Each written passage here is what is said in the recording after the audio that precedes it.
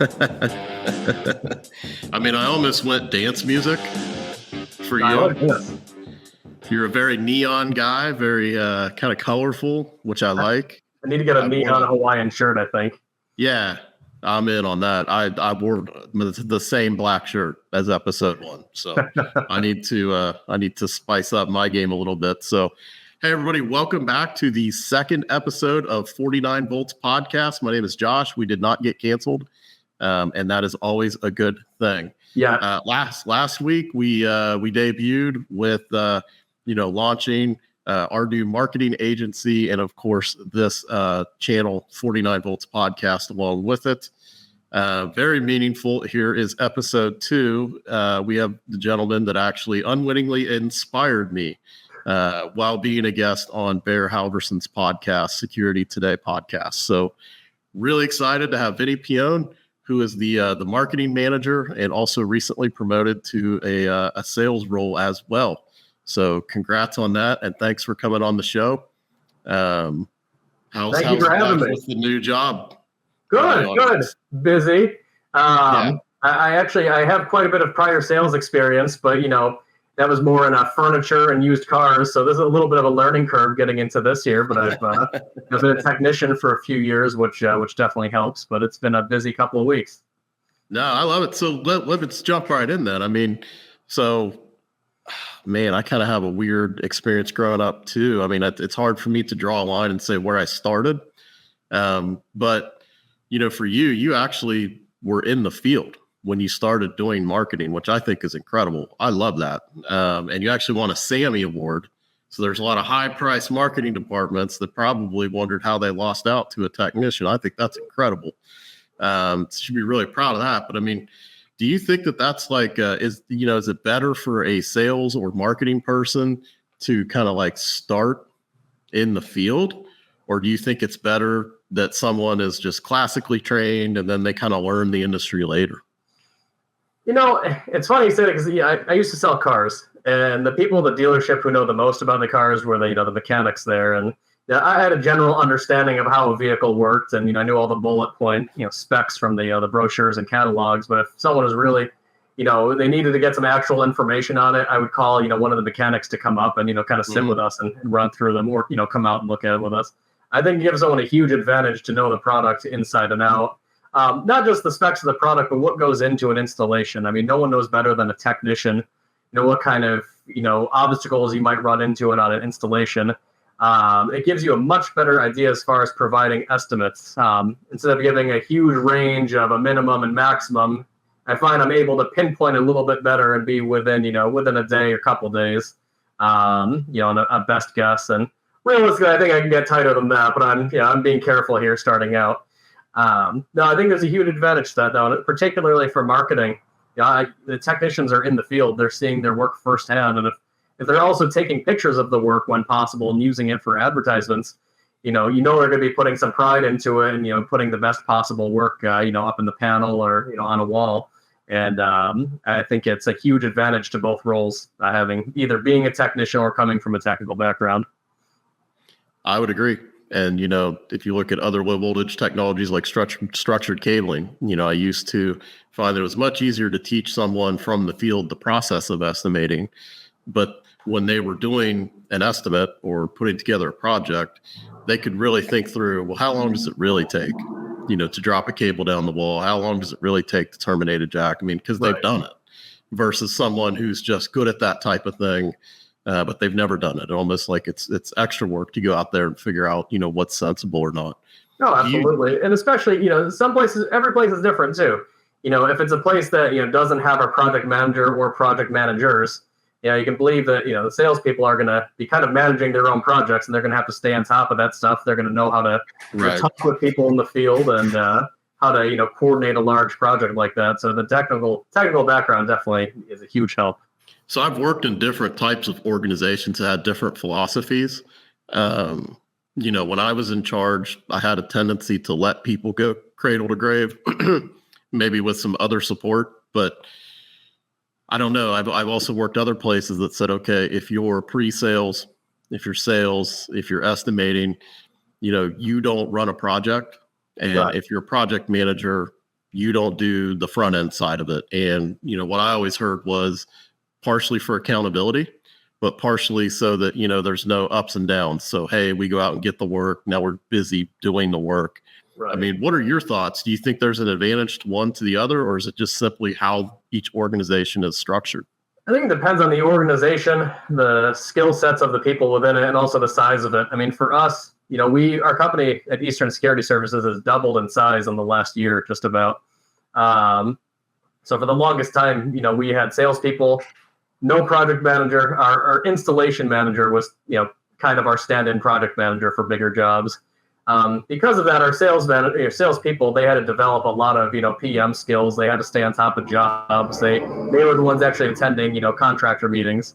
As we grow and keep adding more people and, bringing on more and more clients, that's something that we've definitely discussed, bringing in a dedicated project manager or managers. Some places also have, instead of project managers, they have sales engineers. Who are kind of more of the technical liaison between the salespeople and the client or the contractors, and it really depends on the organization. I think for us, we're right at that sweet spot where it's not too big that everything is very regimented. Where stay in your lane. If you're really good at something, they want you to kind of do that. And our salespeople are very sharp with project management. But it isn't the case where as quickly as we are growing, more and more of these jobs need a little bit more hands-on, which is why we did we promoted our installation manager to the vice president of sales and engineering. So his is going to be more of a dedicated project management role in engineering, as opposed to just managing like all installations and the installation schedule. That's a lot of fun being a part of an integrator that's growing. I mean, there's so much opportunity and it's a lot of fun, and everybody's kind of doing new things together. But I do sometimes miss that. I mean, do you think that, because you mentioned like how people now oftentimes take pictures of their work, possibly share that on social media. Obviously I'm an old man. So when I was growing up, I mean, the Polaroids didn't, go viral quite as quickly. I mean, do you think that the newer technology is actually like maybe giving more opportunity to techs out in the field, where maybe they could broadcast their skills and capabilities and kind of show a flair for marketing? It's so easy to do now. I mean, I've got a Canva subscription, which, I got it originally to make memes with, not even security related, just like fantasy football memes. Because so many times you want to, remove the background from a picture, or say you want to touch one up, like, damn, I got something in my teeth on that one. I download Canva for that because you can do a lot of the stuff for free. You get the pro subscription, and all of a sudden you get all these like thousands of templates on there, if not millions. You do a birthday invitation, bam, there's a template for it. You just have to do a little bit of light editing. So for someone trying to get into content, especially if it's just pictures, it's never been easier than with Canva. You can post your picture on there.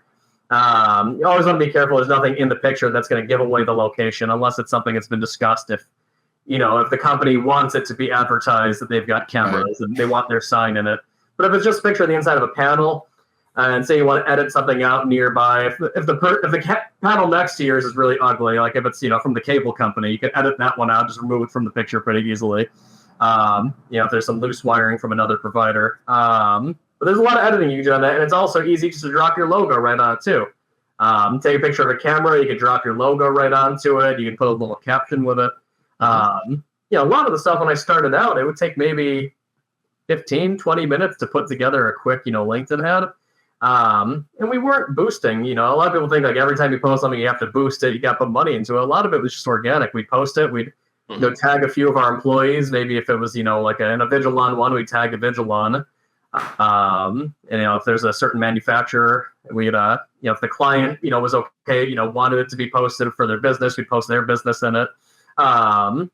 It's very easy to do. It took a very low understanding of LinkedIn and social media to kind of get started with it. And then the more we started doing, started to actually look a little bit more at the analytics, start to analyze, what we're using for hashtags, or if we were boosting it, how we were boosting it, if there's a certain demographic we were trying to hit. And then, of course, we got more into the video advertising, which that's a whole nother beast. But back to your point, the technology definitely makes it easier. I mean, everyone's carrying a pretty high-res camera in their pockets these days. Certainly good enough to snap a quality picture of your work or, your team. and post it and get some hits. Do you think that is, I mean, I tell you, I mean, I feel like the first one, and I know he's not the only, the first like real low voltage kind of online presence I remember is like Blake Armos at Low Voltage Nation. Okay. And he seems like he, you know, security, structured cabling, you know, a lot of these things, you know, when he started, you know, promoting, a lot of technicians would be like, there's a guy actually in my neighborhood that was on his channel. I think he's based in Nashville. And I live in Ohio. So he was down there talking about fiber splicing. Right. You know, and then another time he's going through different, you know, alarm panels. And, but the point is that I'm trying to make is that he's highlighted like a lot of really good work, whether it be security cabling, you know, really nice looking racks, really nice looking cabinets. Yeah, the work is impeccable. Things looks amazing. And the type of thing that honestly, in the old days, it was very rare when you saw it. You're like, oh, wow, who did that? And now I think we're seeing a lot more of it.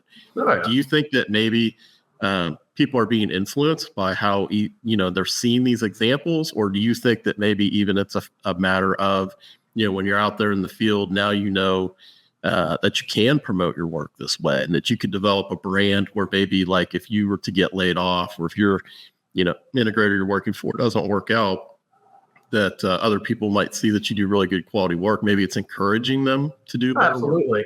I think it's I think there's a lot of encouragement all around. So you see the really high quality work posted, and you know inspires others to to do better and to take pride in their own work. But then you also see the other end of that, whether it's from Benji posting his door fails, or all the plethora of CCTV fails out there. You see the really bad work out there. And I think that's inspiring, also maybe putting a little bit of fear into some people, like, hey, if I if I don't do a good job with this, the next guy might take a picture of it and post it.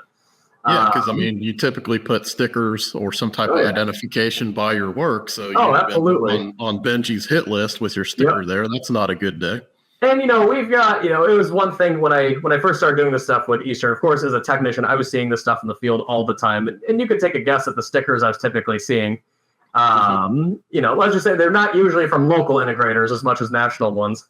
But we would never, out someone on there and post their work with a sticker on. I've always tried to, edit those out. It's, it's not good sport. But there's always the risk that someone else might not. Maybe not even a technician, maybe an end user. Maybe the end user comes in and snaps a picture of it and they weren't so kind as to take the logo off. I mean, it's, I don't know. It's a huge, I can't even fathom get competitive out there. I mean, I could see somebody maybe cataloging like images and maybe they're not sharing them publicly, but if they know that they're competing against company Z, they can say, well, let me show you some of their work just so you understand, the price difference here. Absolutely.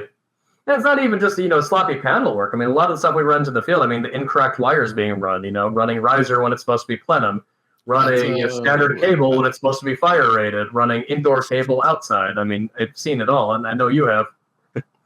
Yeah, I mean, listen, when I first started, I was a little kid, and we were running like IBM Type 2 cable in the ceiling, and nobody even knew what any of this, plenium. I used to hear people call it plenium. They didn't even know how to pronounce it. Nobody really knew better, and people didn't know that you need to use supports. And oh, by the way, the drop ceiling is not a support. And when the fireman goes up there and swings the axe to open up that ceiling space, that all this burning cable is going to like kill them. I mean, there's so many reasons why it matters, but yeah, I mean, you're getting into a safety thing now. I mean, so I would always say that's not the place to be kind. You got to let them know that, look, that's wrong and that needs taken care of. And that could potentially kill somebody or really hurt somebody, depending on what it is. But the one I see all the time, it's, it'll be a smoke detector that, typically when we put one in, we got the big, the T-bar. If it's drop tile, the T-bar going, from one piece of the grid to the next there. And then it's got an Oxygen box and, Romex connector and everything's very secure. It's tight to the grid. What I usually see is, they've ripped off a part of the box that the detector came in, and they just put a sheetrock screw right through the detector into that. So it's anchored to the drop tile with the box that it came in. I see that. No idea how many times I see that. And it's always ones where it's been a national company that, what's the lowest bidder, and surprise, it hasn't been working and they want it replaced. We always need to start a new hashtag now, like cable support fail. So I mean, how did you? So I mean, is that kind of how you got started in marketing? Because I mean, it really is to me impressive that you go out and win a Sammy Award. You know, going toe to toe with these big marketing groups, these well funded, and you're out there in the field, and then you're able to kind of work your way into that role. I mean, did they just kind of recognize what you were doing yourself on social media and say that there's some aptitude here, or did you get kicked out the door and say, "Let me in"? So this all started, my company was expanding to Rochester, which is where I'm from, Rochester, New York. And I originally got back on LinkedIn. It was the only social media I had at that point, and I had it deactivated. I wasn't, job hunting or anything, but I figured that was the only real use for it. I reactivated it thinking I could reach out to people I grew up with, on there, people I went to high school, college with, and see if, they might be interested in getting a system, maybe get an attaboy from the sales department if I, brought some business in. And then in growing my network, I naturally found, influencers in the security industry, and I saw what they were doing and realized a lot of the stuff they were posting was hilarious. And it was mainly the fail content. So I started, posting stuff of my own. I think my first big post that really did well, it was an upgrade of a Commander 3000 panel to a Qualsys. And I posted that with the meme from Indiana Jones there, that it belongs in a museum. And I just posted in general, the actual facts about the upgrade, the different, features they were gaining with the IQ panel. That was an upgrade of 30 years of technology, and one quick afternoon to swap that out and upgrade some sensors.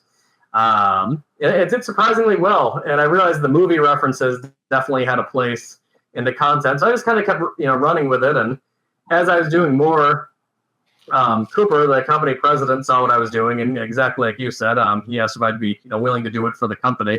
So I started doing it on our own LinkedIn, and then gradually that became our Facebook.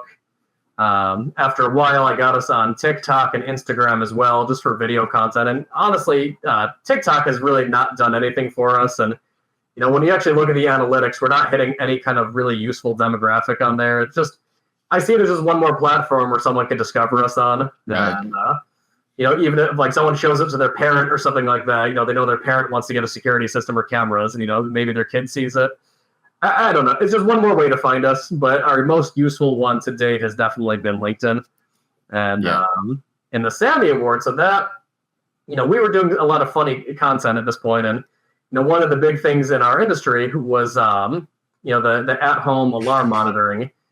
Which I'm not sure if you're familiar with the practice, but basically during COVID, they changed the UL standards so that central stations could send their operators home, a certain percentage of them home. And it was supposed to be for a temporary amount of time if there was another big shutdown or anything, or if there was any other national emergency.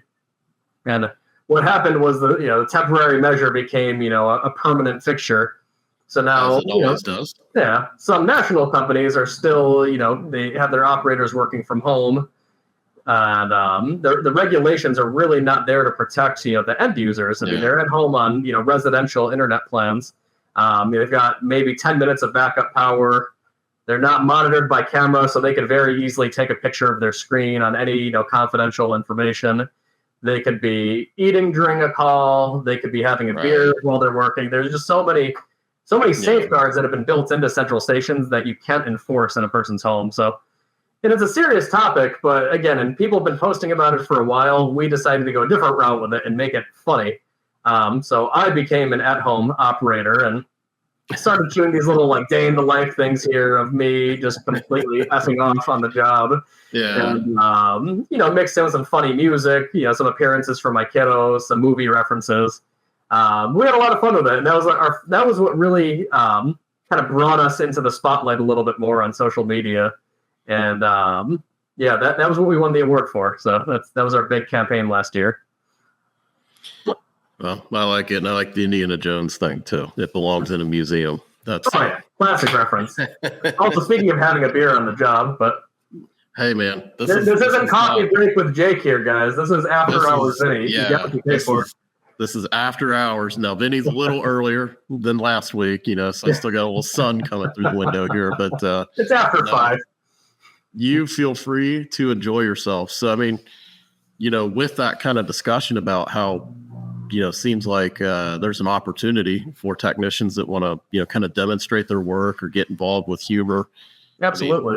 do you think that that's helping? Because I mean, a big topic for me for, over 20 years on the integrator side was just the fact that, I honestly felt like a lot of the people that were in the field when I was a teenager and first getting into management, just because I came up through the family business, I had kind of an advantage there, which I appreciate. Not everybody had that. So, I mean, there was a mix. There's some guys that want to stay out there. They don't really want to work at a computer. They don't want to ever sit behind a desk. They'd rather just call somebody at the office if there's an issue. Yeah. And that's okay. But there's a lot of them that say, hey, how do I get into these other roles? Or, how do I mean, do you think that this is now maybe giving more of an opportunity for those that are motivated? They can go out, create a personal brand and, highlight their work and, find a way through. I think it's benefited both groups. So we obviously have a mix of both. I mean, we've got some guys who, they've been a technician their whole lives. They love doing it. And they wouldn't, ever want to work in the office, even if, offered to them. And some guys who were kind of skeptical of the, the marketing we were doing. And they've come around to it. A lot of them send me pictures now of the work they've done or, the crazy stuff they see in the field. And, maybe they don't want to do it themselves, but they snap the picture and they send it to me so I can. Because, it's a fun thing to be a part of. But, I mean, where we were at, excuse me, last year at this time, or a little before this, we had salespeople, we had technicians, we had a few different office positions, a service coordinator, receptionist, obviously office manager. But for the most part, it was salespeople and technicians and nothing in between, nothing outside of those. And then, I became our first digital content manager. And in recognizing the work that our guys were doing too, all of a sudden it's like, hey, realistically, these guys are our lead technicians. That should be recognized. They're always going the extra mile. Hey, the salesperson's been here, forever, and she's amazing. She should be the senior account executive. So, It's created just having this culture where, everyone is, we're promoting ourselves, promoting the industry, promoting the company. Everyone, everyone's hyped up about it. They're taking pride in their work, from one department to the next. We have a senior service engineer now. We had a business development director. It's just, there's been all kinds of opportunity, not just because we've been growing as a company, but because everyone, everyone's going after it. They've seen, me kind of, make this role here for myself. And then, they've kind of fallen into new roles for themselves as well. And I think, being that marketing is traditionally not something that you see a lot of for, smaller integrators. I think it does add another possible career path for some people and really does give them the ability to build their own brand. I mean, look, if you take pride in your work and you're doing the impeccable work that you see on Low Voltage Nation, I would hire you for just about any role if I know you got that kind of attention to detail. Yeah. So even if you're a technician and you're applying for a sales role elsewhere, that stuff still matters. And if I'm seeing that on your LinkedIn and your Facebook, you can bet that I'm making a hiring decision based on that. Yeah. So, absolutely. And listen, for your, as a project manager, when you're kind of buttoning up the project and kind of walking through the final steps before you turn it over, I'm sure from experience, if it looks good quality, then the customer assumes that it will work. Oh, yeah, if you do sloppy work, I've seen people not do good work, and then there's like a thunderstorm and the power goes out, and their first thought is, somehow this low voltage panel caused the lights to go. It's very valuable. People that will take the time to do good, clean work, and the customer again will assume that everything's going to work great when they see that. Speaking of trends and new things, do you is there like a place for AI? In integration right now? Are you using AI just in marketing, or are you using it in other places? For my own position, and there's probably not many people at Eastern using AI for anything professionally. For me, we're using AI one way or the other, whether we know it or not. You Google something now, and it's usually, the first answer it gives you is usually AI generated. Condolences to those who paid good money to be the first item that pops up, but right. It's hidden in a lot of places, whether we realize it or not. The thing that I've used it for, and you can use AI to write posts. I don't, because it's pretty obvious when it's written in AI. I would agree. Sometimes what I'll do, if I type up a few paragraphs for something, I'll send it to Gemini, which is Google's AI assistant. It was named Bard. I'll send it to it and I'll ask it to check. I don't like how Word always checks things. Sometimes it's wrong. Sometimes I just disagree with the suggestions on it. And Gemini and AI tools, they'll not just help with punctuation and grammar, but they can also suggest better words, better phrasing of things. So every now and then, if I'm not sure on it, if it's something quite lengthy, I'll send it to that just to get a second opinion, because I can check it a lot quicker than I can. I'll do that. Sometimes I will ask it what the top, trends or hashtags are on a certain, social media outlet. If it's something we don't post about a lot that I'm not super familiar with, I'll ask, what are the top trends regarding, I don't like license plate recognition or something along those lines. I'll type it in and they'll give me a bunch of recommended ones. I mean, it can do that research so much faster than a person can. And I've fact checked some of the stuff and it's usually been spot on. I think it's an assistant. And it's a very effective assistant when it's used properly. But the people and marketing departments that are using that to do their jobs, it's pretty obvious. And I think it needs to be used in moderation right now. For the sake of, at least for marketing, it should be used in moderation. Yeah, no, I think you actually hit on where I find it's very useful. I use it frequently. I mean, I'm kind of almost using it in almost every task now. But yeah, what I find is that, first of all, I am prone to Yoda speak. I don't know if that is an effect of being a young child from the 80s, where I kind of word things in a strange order, maybe because I'm a strange fella. But I find it's very effective, if I start with what I want to say.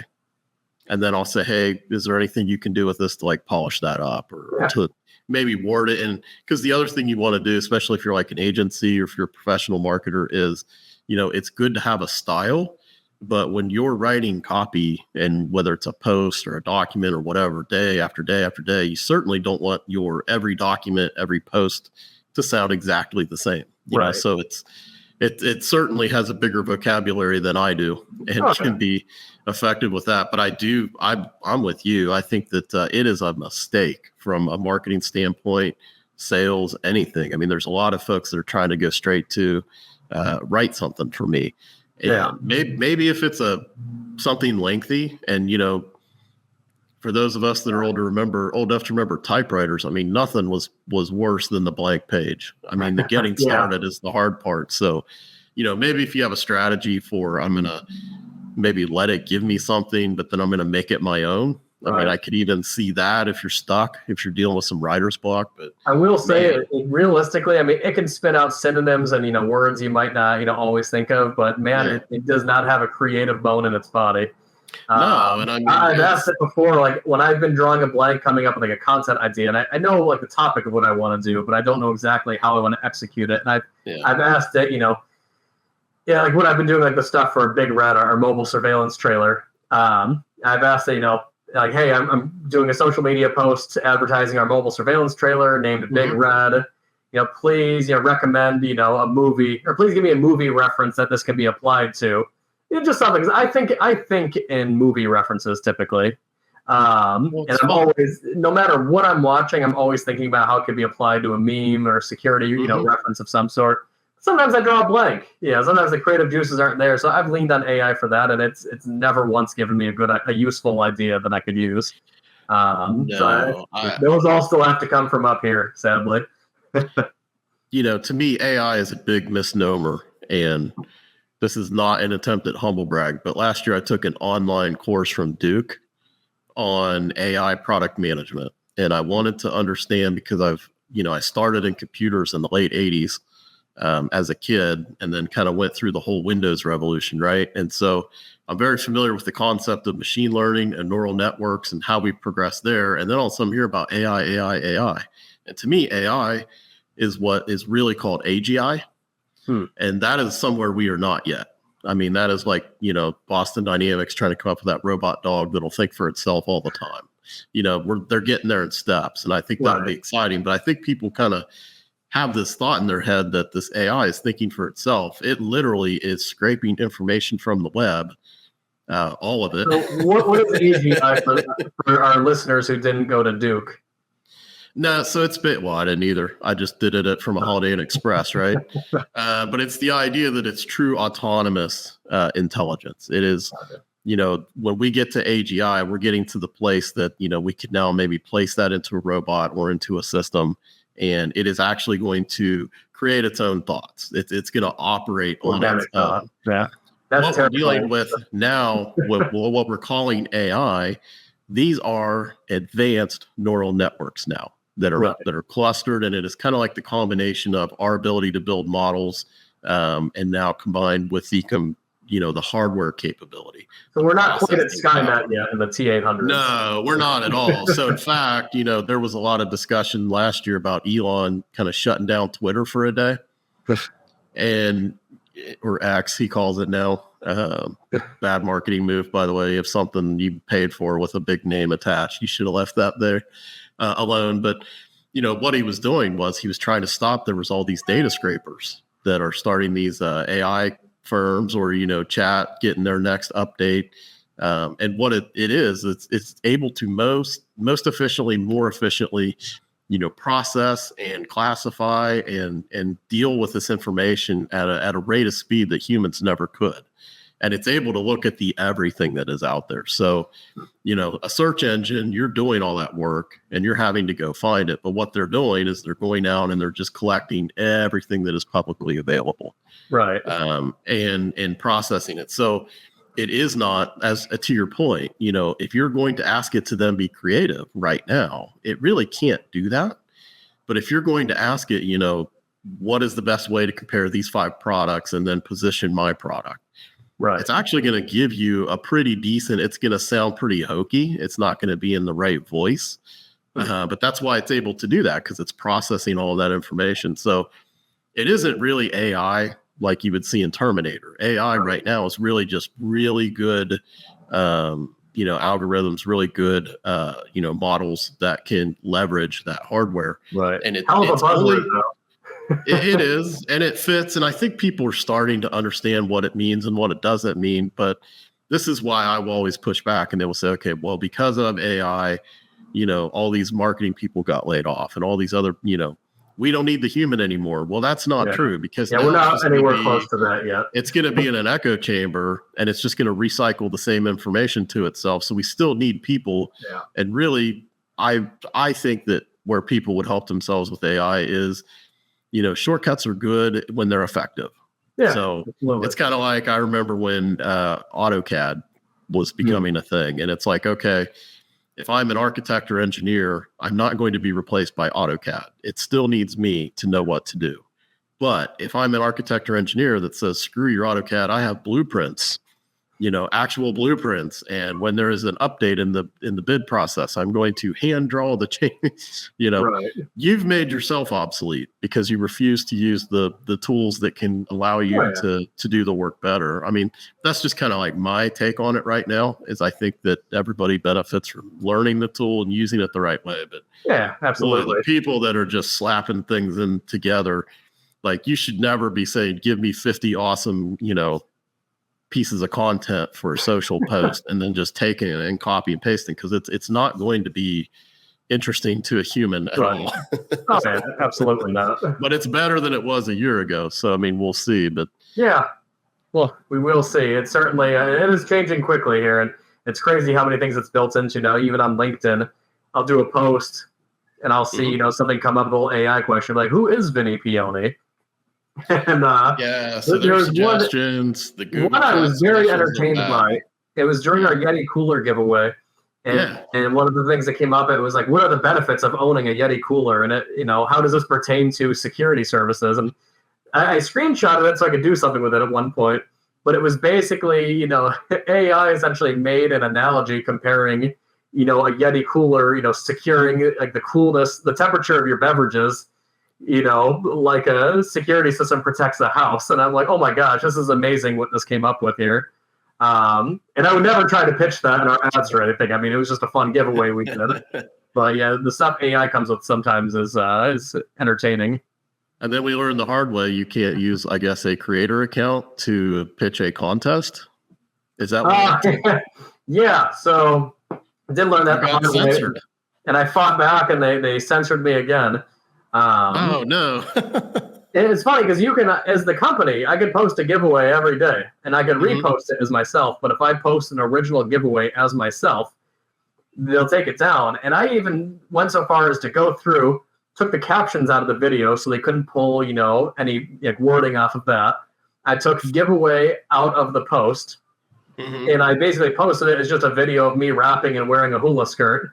And obviously everyone knew it was about the giveaway, but it somehow got flagged, and they definitely have something, it was a little slower the second time around. It took them a week to take it down the second time, but they definitely have some kind of software that's also listening to the audio to see if there's words like giveaway or win or anything like that. I don't understand that. I don't either. It's them protecting, the integrity of the content on LinkedIn is, what it says in the community standards. But yeah, no. Oh, I don't know. I mean, you got away with it fine on every other platform. So right. Yeah, I mean, that's not usually the kind of stuff you get tripped up on the others. No. So. Plus, I mean, there's plenty of selfies out there that have no kind of content in it whatsoever that just say, Happy Friday or something like that. And, that's fine. But promoting a giveaway that your company's doing, that's a no-go. Yeah, I mean, if you try to be an Instagram model on LinkedIn, that's your fault. That seems like a personal attack. No, not you. At least you got some humor going with it. We all see that, and it's like, they call it Instagram model for a reason. That's better on the other network. I think LinkedIn is probably a little too business oriented, but a wee bit. So we just talked about AI. I guess the last question I'll ask you, this is your chance to fire back. I mean, are there any hot trends or things that people are talking about in the security industry that you think are going to flame out and just never be a thing? I'm not sure. You just mentioned AI, which of course that is the buzzword for a lot of security products out there, even ones that don't utilize AI at all. I think just the way we install security now is changing. I think video is becoming so much more prevalent, as is video monitoring and the capability to monitor video in general, and which has been around for a little bit. But between that and the actual AI now, I mean, I think more and more people are going to be looking at monitored video as opposed to traditional security systems, which they of course both have a place. But we're definitely getting a lot more interest on video these days. Like most new leads that come in, are calling, for video services, and they're making them so much more flexible now where you don't have to have a dedicated infrastructure. I mean, look at our mobile surveillance trailer. We've got that on a trailer. Right. One of our tech partners, Checked, has a kit, right on a pole that's self-powered. They got its own network, and it's got 3 cameras on the thing. There's all kinds of solar and battery-powered options out there now that there weren't, 10 years ago. And I don't think that's going to flame out. I think you're going to see a lot more of that and a lot more monitored video systems out there utilizing some kind of, AI-based analytics. And also cloud. I mean, that's a big one too. I mean, look, obviously servers are expensive, and this eradicates the need for a server to put everything in the cloud. And if you're managing offsite anyway, it's better protection for your footage and your data to have something hosted in the cloud as opposed to a server just sitting there. Especially one that you might not be able to actually secure. You don't know who's in and out of the room it's in, possibly. But I think those are the two big things. That and just anything that could be done to lower the chance of false alarms, which obviously video verification plays a huge role in that. One of our tech partners is working on presence detection as well and having a dynamic call list. So typically, alarm goes off, they call the first person on the call list. That person might not be the best person to call if they're, in Florida, or if they, maybe they're the homeowner, but they don't actually live there year round. The dynamic call list, it would be able to detect who is closest, who's actually on site, or who's closest to the site to call them first. So little things like that are, really starting to take off now to reduce false alarms. So I got to tell you, I mean, I think what is going to flame out is having a police response to every single alarm call. And that's not a trend. That's not a fad. That's been the standard operating procedure, in the history of alarm systems. But so many of them now with, DIY systems, so many are false alarms. And I ask police officers when I'm, after hours, if, I see them, coming into a restaurant or something like that or sound about, I'll ask them, hey, do you get a lot of alarm calls? And, what percentage would you say are legitimate alarms? And they say most of them are BS, that a lot of them, it's because, a sensor fell off or a motion detector went off when it shouldn't, or they've got an outdoor motion detector that went off. Like little things like that. It's a waste of a police officer's time. It's a waste of taxpayer money. And while they're over there, there's an actual emergency over here that no one's tending to. So DIY systems, that could be another thing that, maybe fizzles out a little bit. You would think that would keep going up. I could see that going down if police, stop reporting the false alarms in some districts, which has happened in places like Pittsburgh. Or they charge. It's $100. You get one free, and then it's $100. In some places I've worked where we're going to start charging you. If I'm getting hit with false alarm, bills, you bet that I'm going to be looking to replace that system. And because if I'm calling the place you put it in, and it's because I put it in, and they don't actually have technicians or they don't have someone ready to be there, then I'm calling the local guy. So I think DIY systems, as more and more jurisdictions, may or may not be actually responding to alarm calls without some kind of verification, which is starting to take off. I think that's going to fizzle out, and you're going to see more, video verification solutions as well. But interesting. My guess would have been limbless robots, because I just don't understand what they're doing, other than talk down, maybe. I mean, you got some communication capability there, but I could see with AGI actual robots that could chase you down. We were kind of cooking up the idea of those robot dogs you see at like the ISC shows there. Even those, I think, when they think for themselves, I think they can be highly effective. They'll picture those. They have some kind of like video verification. I don't know if I didn't actually, when I went over to go actually take a look at it, they had moved on to another area and I missed them. I only saw them from afar, but picture if they had some kind of monitored video or talk down on that, and that and the ability to kind of think for themselves or move a little quicker. It's a terrifying thought right there. Picture having a whole like fleet of those protecting your your construction site. So there is a Black Mirror episode. Oh, for sure. That features that concept, and it was. It was. If I could afford to get one for myself, or if anyone watching this, runs a company that has robot dogs and wants to send me a demo for this, I'm happy to make content on it. All day. The thing that scares me is how accurate will it be? We typically talk about accuracy and analytics, like, oh, it's 95%. This is great. Well, if that, what is that robot doing? Like, what is it allowed to do? And then can people hack them to make them do things? That's another Black Mirror episode. And, with the quantum computing, I've talked to some folks that think that there is no such thing as cybersecurity defenses once quantum computing takes hold. So if we've got a bunch of AGI robot dogs that can do damage, that could be, there's your Skynet, right? Absolutely. This is definitely a Black Mirror episode of the next Terminator. It's the T5000 right there. It's the dog variant. The TK9. There we go. Yeah. But the trash can on wheels, man, I don't know what that thing's going to do to me. I feel like I could just go up a flight of stairs, Yeah. Where's it going? I do think, though, a lot of more traditional systems not going to get phased out. I think traditional security alarm systems are going to change more. You look at Ajax, and they're like the motion detectors that have the built-in camera into it. Things like that. That's I'm sorry, but if say I don't have cameras, I've got an alarm system, and I'm out of town or I'm out of dinner. I get an alarm that, there's my motion detector went off my living room. I would certainly pay a premium to be able to actually see a snapshot of it as opposed to just knowing there's motion in my living room. What does that do for me? That could tell me, it's faulty, or someone's actually in my house, or, my neighbor stopped by. Having some kind of visual verification of your alarms is it's going to be everywhere eventually. Yes. In my daily work, I think we're starting to hear more and more about video verification being a requirement, in some districts. So, exactly. Not only are we going to charge you for false alarms, but, they want access to make sure that there's actually anything going on at all. So if they can pull up the cameras and see nothing's happening, then they're just going to ignore that. Oh, absolutely. Which I think is not a bad approach. So I don't think the integration of video into all things, I think, is not going to flame out. I think that's I know you asked me what's going to flame out. I want the opposite way. What's going to, what's taking off, what's going to keep going. But yeah, I mean, think about it too. I mean, for like an officer's safety, they're responding to a call.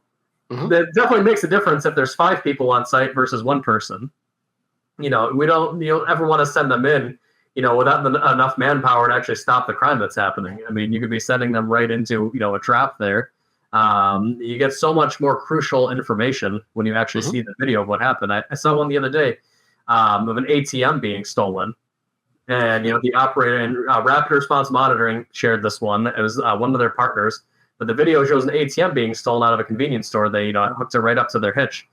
And the police response was very quick to it. But, they were able to get so much information. The operator could immediately relay the information right there, the vehicle, what they were doing, how many of them there were, right to the, the dispatcher. It's invaluable. Yeah. I love it. No, I think there's a lot. And, you mentioned, I've even watched on TV. I'm a big fan of, my dad was a cop growing up. So, mine too. Yeah. So I watch, it used to be called Live PD. Now it's called On Patrol Live. It's on. Oh, okay. I didn't know they changed I watch it on Peacock now. I think the channel itself is called Reels, but okay. They've been back on for a few years now. And I remember watching, there was one department they covered that there were some folks in a Target warehouse, and they actually sent a drone in and actually found them asleep on top of the shelves. And they knew right where they were, and they were able to just send the dogs in, deal with it. So, I mean, I think officer safety, that's huge. And maybe occupant safety, being able to just send those drones in and see that. So, I mean, that's another one I think I would add to the not a fad, not going to burn out. I think the use of drones, I think, is for sure increase. I mean, there's really expensive drones out there. There's also ones that are, totally reasonably priced, for an application like that. And I fly one and figured it out pretty quickly. They're very easy to learn. And I mean, it's invaluable. The number of applications alone for it, something like that. Especially too, I mean, you could use it. So my father's a police officer, and, one of the big things they would do, they'd find, different pot farms out there back before it was, legal. And they do flyovers. They didn't have drones at the time. They would actually collaborate with the Air Force to do flyovers. Right. But if that still were, necessary, or something they were looking for, they could have drones fly over, way easier and way cheaper than that. So, definitely not. Those are not flaming out either. That's only going to grow. No, those are here to stay for sure. Yeah. So, Vinny, thanks for being guest number 2. You were the inspiration for all of this. I appreciate having you on here, and you're a fun follow. So let people know how to find you. First of all, how to follow you on LinkedIn, and then, for any customers there in New York, how would they find you there? So I'm on LinkedIn. I'm easy to find. I'm right under Vinny Peone. I'm on Instagram as well at Vinny Peone. And you can also find me at Eastern Security Services. We're right in Syracuse, right in the heart of it. And you can email me anytime at, you guessed it, Vinny at easternsecurity.net. And not my cousin Vinny. Just not your cousin Vinny, no. I get that all the time, though. You're somebody's cousin. I am somebody's cousin. I have a number of cousins, but I'm not everyone's cousin. Well, we will also, of course, put links in the description, so awesome. That anybody watching this can find you. And for everybody else, thanks so much for watching. Thanks for following. If you're not, please like and subscribe. Please follow our channels. And if you need digital marketing assistance, you're in the low voltage or managed services arena, happy to help. Stealing all the great ideas from Vinny. Happy to share those with you. So, Vinny, thank you for having me, and congratulations on the new business. You're going to kill it. Thank you so much. I really appreciate that. Vinny Peone, thank you so much for being here. And for the rest of you, we will see you next week. Thank you.